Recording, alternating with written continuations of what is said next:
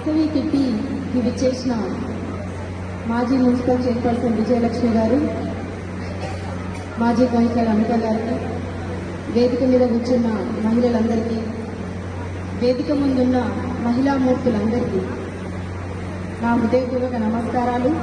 అలాగే అంతర్జాతీయ మహిళా దినోత్సవ శుభాకాంక్షలు. భారతీయ సంస్కృతిలో మహిళకు ఒక ప్రత్యేకమైన పాత్ర ఉంది. ఆమె ఒక తల్లిగా, ఒక భార్యగా, ఒక చెల్లిగా, ఒక కూతురిగా ఆమె ఒక ప్రత్యేకమైన పాత్ర పోషిస్తుంది.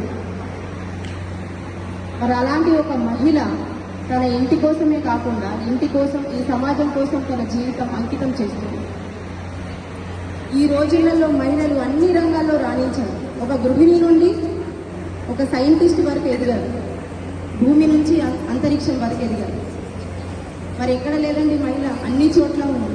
ఒక మహిళ గురించి మాట్లాడాలి అంటే ఒక గంట, ఒక రోజు సరిపోదు, 365 రోజులు మాట్లాడుకోవాల్సింది. అంత గొప్పది మహిళ. ఒక స్త్రీ మూర్తి, ఒక భూమితో పోల్చారు, ఒక పరాశక్తితో పోల్చారు, ఒక లక్ష్మీదేవితో పోల్చారు. కాబట్టి స్త్రీ అంత గొప్పది. ఒక మగాడి విజయం వెనకాల ఆడది ఉంటుంది అంటారు. మరి అలాంటి ఆడది బయటకు వస్తే ఎన్ని విజయాలు సాధిస్తుంది. అందరూ ఇంకా కొన్ని ప్రాంతాలలో వంటింటికే పరిమితమైన కొంతమంది మహిళలు ఉన్నారు. అలాంటి మహిళలకు మనం తోడుగా ఉండి వాళ్ళని బయటికి ఈ సమాజంలోకి తీసుకురావాలి.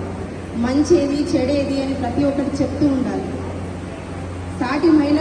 సాటి మహిళకు ప్రోత్సహించి ఈ యొక్క గొప్ప సమాజాన్ని నిర్మించడానికి మనందరం తోడ్పడతాం. ఖచ్చితంగా మనం ఇవన్నీ చేయాలి. ఈ రోజుల్లో ఇప్పుడు 33% రిజర్వేషన్ మా దాంట్లో చూసుకుంటే, ఎన్నికల ప్రకారంగా చూసుకుంటే 33% రిజర్వేషన్ ఉంది. ఒక మహిళ అనుకుంటే ఏదైనా సాధించగలదు.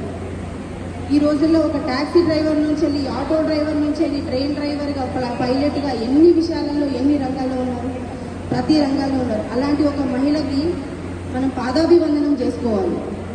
ఈ రోజులలో మహిళలు ఏం తక్కువ లేరు, అన్నిట్లలో పురుషుల కంటే ఎక్కువగా ఉన్నారు.